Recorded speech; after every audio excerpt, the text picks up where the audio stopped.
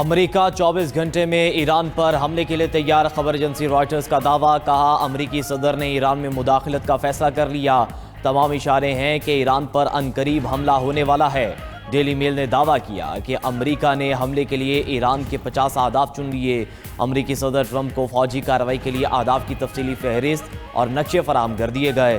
اہداف میں اسلامی انقلاب گارڈز کور کا ہیڈ کوارٹرز اور فوجی تنصیبات شامل۔ قطر میں الودید مشرق وسطیٰ میں امریکہ کا سب سے بڑا فوجی اڈہ ہے۔ الودید میں تقریباً 10,000 امریکی فوجی موجود ہیں۔ امریکہ نے قطر کے الودید ایئر بیس پر فضائی اور میزائل دفاع کے لیے نیا سیل قائم کر دیا۔ برطانیہ نے قطر میں امریکی اڈے سے اپنے فوجی واپس بلا لیے۔ دوسری جانب پینٹاگون نے امریکی بحری بیڑے ابراہم لنکن کو مشرق وسطیٰ روانہ کر دیا۔ امریکی بحیرہ ابراہم لنکن بحیرہ جنوبی چین میں تعینات تھا۔ عرب میڈیا کے مطابق carrier strike group guided missile destroyers اور پر مشتمل ہے۔ یہ اقدام ٹرمپ انتظامیہ کا ایران پر دباؤ کی پالیسی برقرار رکھنے، خطے میں امریکی فوجی موجودگی بڑھانے اور ممکنہ کارروائیوں کی تیاری کا اشارہ ہے۔ حکام کے مطابق اطلاع ملی ہے کہ ایران میں قتل عام بند ہو گیا ہے۔ ایران میں پھانسیوں کا کوئی منصوبہ نہیں۔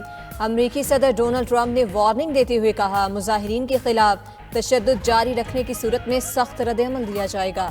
مزید کہا، وینزویلا میں راز افشا کرنے والے شخص کو گرفتار کر لیا گیا۔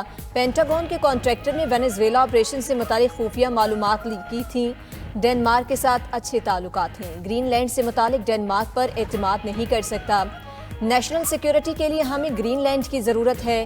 ٹیرف کے معاملے پر مخالفت کرنے والے بہت برا کر رہے ہیں۔ دنیا میں تجارت کے ذریعے 8 جنگیں رکوائیں۔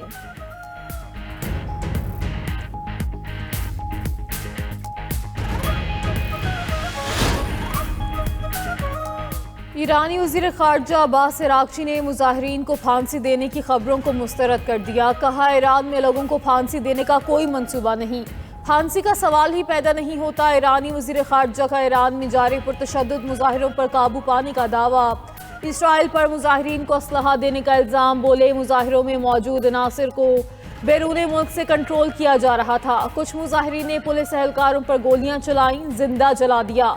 داعش طرز کی دہشت گردانہ کارروائیاں کی گئیں۔ ایرانی حکومت نے امریکہ کی مدد کرنے والے ملکوں کو نشانہ بنانے کی وارننگ بھی دے دی۔ کہا، حملہ ہوا تو امریکی تنصیبات کو نشانہ بنائیں گے۔ ایران نے فضائی حدود بندش کے بعد دوبارہ کھول دی۔ غیر ملکی میڈیا کے مطابق ایران پر ممکنہ حملے کے پیش نظر 5 گھنٹے کے لیے فضائی حدود بند کی گئی تھی۔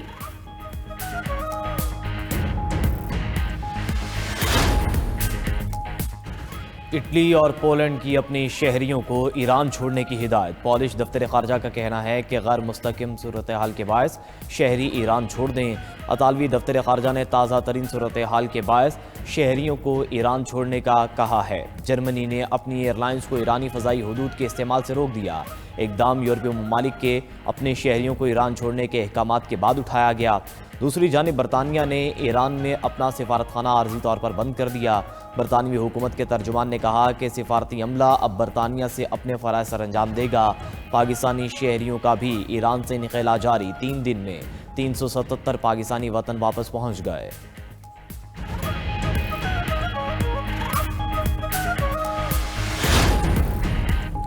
ایران کی موجودہ صورتحال پر پاکستان کی نظر ہے۔ ایران کے مسئلے کا پرامن حل چاہتے ہیں۔ ترجمان دفتر خارجہ طاہر حسین اندرابی کی اسلام آباد میں میڈیا سے گفتگو، کہا کہ پاکستان ایران کے امن و استحکام کی حمایت کرتا ہے۔ امید ہے ایران اپنے بحران پر جلد قابو پا لے گا۔ پرامن اور مستحکم ایران خطے کے مفاد میں ہے۔ امیگرینٹس پالیسیز کے حوالے سے امریکہ کے ساتھ رابطے میں ہے۔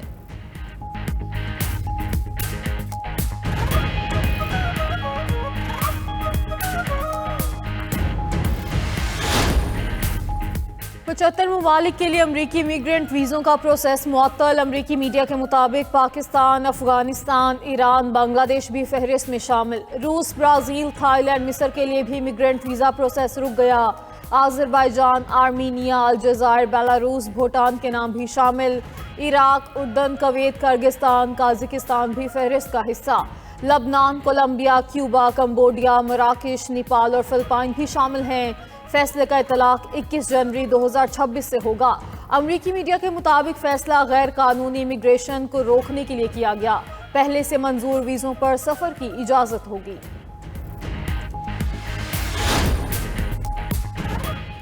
پاکستانی پاسپورٹ بتدریج ترقی کے بعد ٹاپ 100 پاسپورٹس میں شامل۔ وفاقی وزیر داخلہ محسن نقوی نے ایکس پر پیغام میں کہا کہ پاکستانی پاسپورٹ کی عالمی درجہ بندی 126 سے 98 پر آ گئی۔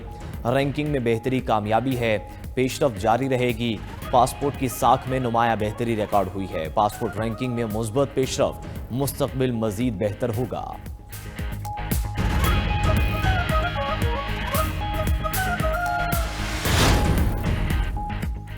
صدر آصف علی زرداری کو بحرین کا اعلیٰ ترین ایوارڈ عطا۔ وسام الشیخ عیسیٰ بن سلمان الخلیفہ درجہ اولی ایوارڈ دیا گیا۔ صدر مملکت آصف علی زرداری کی بحرین کے قصر القریبیہ آمد، گارڈ آف آنر پیش۔ صدر زرداری اور شاہ حمد بن عیسیٰ الخلیفہ کی ملاقات، دونوں رہنماؤں کا دو طرفہ تعلقات کو فروغ دینے پر اتفاق، برادرانہ تعلقات کو نئی جہت دینے کے عزم کا اعادہ۔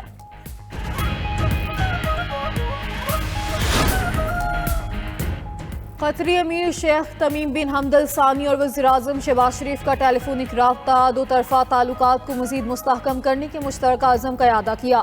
گفتگو کے دوران مشرق وسطیٰ کی حالیہ پیش رفت پر بھی تبادلہ خیال۔ ادھر کابینہ اجلاس میں گفتگو میں وزیراعظم نے کہا کہ مئی کی جنگ کے بعد دنیا میں پاکستانی دفاعی ساز و سامان کی مانگ بڑھ گئی۔ بہت سے ملک دفاعی ساز و سامان کی خریداری کے لیے رابطے میں ہیں۔ دفاعی ساز و سامان کی فروخت سے ملکی معیشت پر اچھا اثر پڑے گا۔ دفاعی پیداوار سے معیشت کو فائدہ ہوگا۔ ایئر فورس نے تیمور ویپن سسٹم کامیابی سے لانچ کیا۔ اس کامیابی پر افواج پاکستان کو خراج تحسین پیش کرتے ہیں۔ ہماری افواج دہشت گردوں کے خلاف ہر روز اقدامات کر رہی ہیں۔ سیکیورٹی فورسز دہشت گردی کے خاتمے کے لیے پرعزم ہیں۔ پاکستان دہشت گردی کے خلاف جنگ میں کامیاب ہوگا۔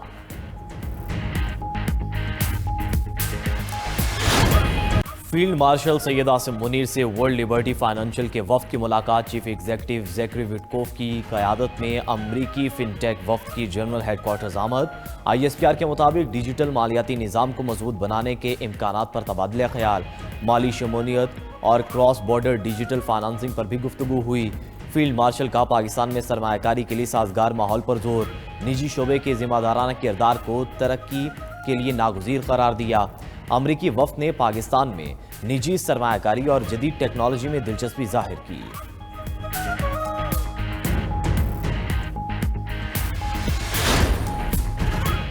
قومی اسمبلی میں اپوزیشن لیڈر کی تقرری کے لیے کاغذات نامزدگی کی جانچ پڑتال، مشاورتی عمل مکمل، فیصلہ آج متوقع۔ اپوزیشن اتحاد کے محمود اچکزئی اپوزیشن لیڈر کے لیے واحد امیدوار۔ اسپیکر قومی اسمبلی ایاز صادق سے وزیر پارلیمانی امور طارق فضل چوہدری کی ملاقات۔ طارق فضل چوہدری نے کہا کہ اپوزیشن جماعت نے اپوزیشن لیڈر کی تعیناتی کو ایشو بنانے کی کوشش کی۔ بانی سے ملاقات مذاکرات سے مشروط کرنے سے مذاکرات نہیں ہوں گے۔